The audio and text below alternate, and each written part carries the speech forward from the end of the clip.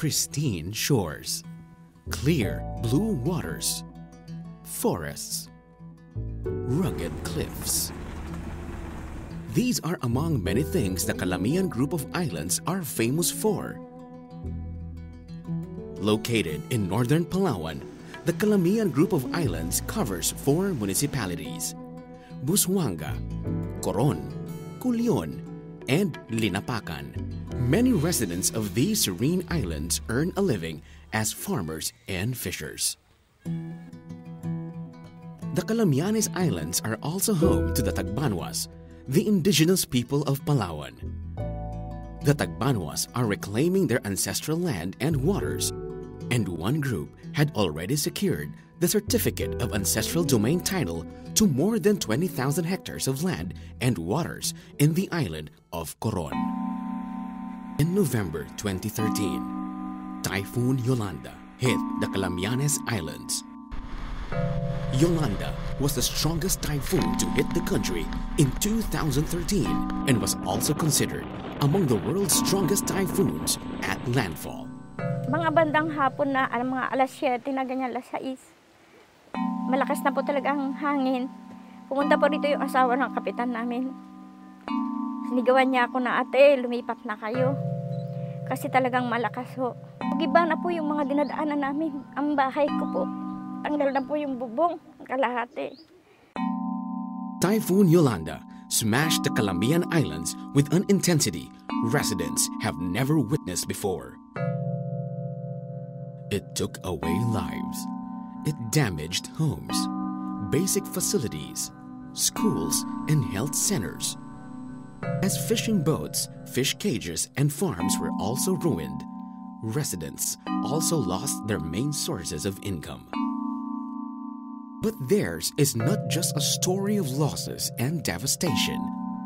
When the rain stopped and the strong wind ceased, residents began getting back on their feet. Nung kinaumagahan po, matapos siyang malakas na hangin, bagyo, umuwi na po kami dito. Inayos na lang po namin.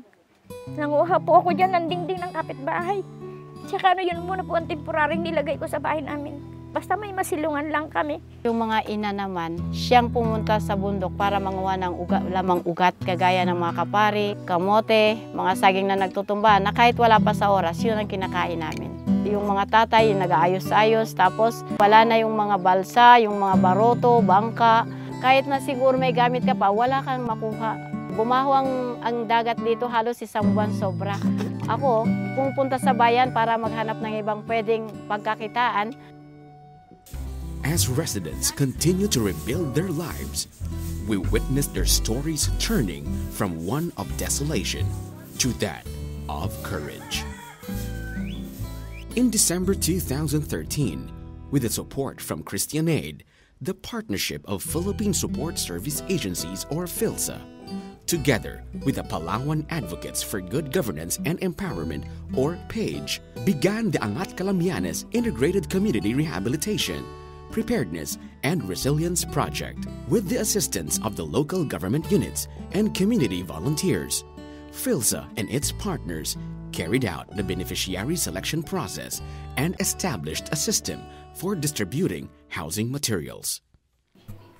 Ang naging proseso una ay ang pagkuha ng listahan o talaan sa barangay at ganun din sa tanggapan ng MSWDO sa munisipyo, at mula doon ay pinagbasihan ng staff ng PHILSSA sa ginawang validation upang matingnan kung gaano talaga ang damage doon sa mga nakalista, kung ito ay totally o partially na siyang batayan sa pagpili ng beneficiary.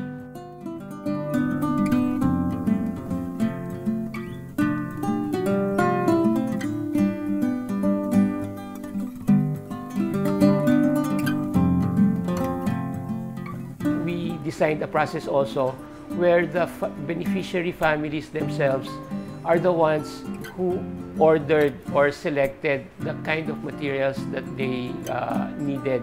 Ang masarap ang pakiramdam doon, kami ang binigyan ng karapatan ng PHILSSA para pumili ano ba talaga ang kailangan namin. Malaking tulong na may yero kami, may mapasisilungan kami.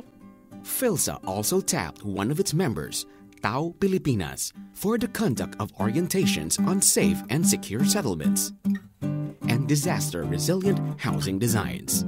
We didn't just distribute housing materials, but we also provided some technical support in terms of orientations and capacity building on how to build back better in terms of housing designs.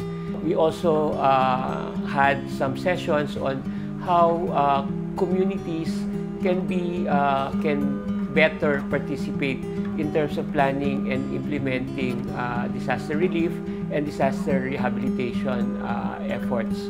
Pagtatayo ng bahay, kung paano dapat, mayroon pong mga direksyon kung saan po nanggagaling ang hangin, ay wag mong, yung kumbaga yung malaking bahagi ng bahay, wag mong ipupwesto doon sa kumbaga ay dinadaanan ng hangin. Yung natutunan ko doon, mataas ang sahig, mataas sa dagat. Yun ang sa usaping dagat. Tapos, 4 agwas yung forma ng bahay. In all, more than 1,200 families, including Tagbanwa families, were reached by the emergency shelter assistance and orientations given under the project. Solar lanterns from the Solar Energy Foundation were likewise distributed to 100 beneficiaries. Yung iba nangingista pa rin kahit konti, so hindi pwedeng upo-upo lang kami talaga dito. So lahat kami kumikilos. Ang aral na natutunan ko po, napakasarap tumulong sa kapwa. Nandun din po ang dapat hindi ka maging maramot talaga. Much still needs to be done. Government units, communities, and civil society groups continue to draft and carry out recovery, rehabilitation, and resettlement plans, including strengthening local capacity for disaster risk reduction and management. Masigasig na pagtatrabaho ng miyembro ng Municipal Disaster Risk Reduction Council. At isang bagay din po na nakakita ko ay ang kailangan po nating palakasin ang Barangay Disaster Risk Reduction Council. Kung mayroon pa man pong papasok, nakahanda po ang barangay level. For its part, PHILSSA and its members are bringing to the table their own experiences and knowledge gained from years of engagement with communities and government units.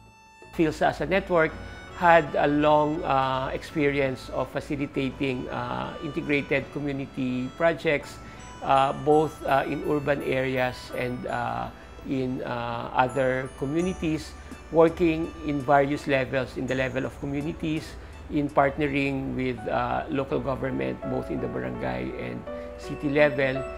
Residents continue to find ways to rebuild their lives. Stories continue to be told of dreams derailed, but spirits unbroken.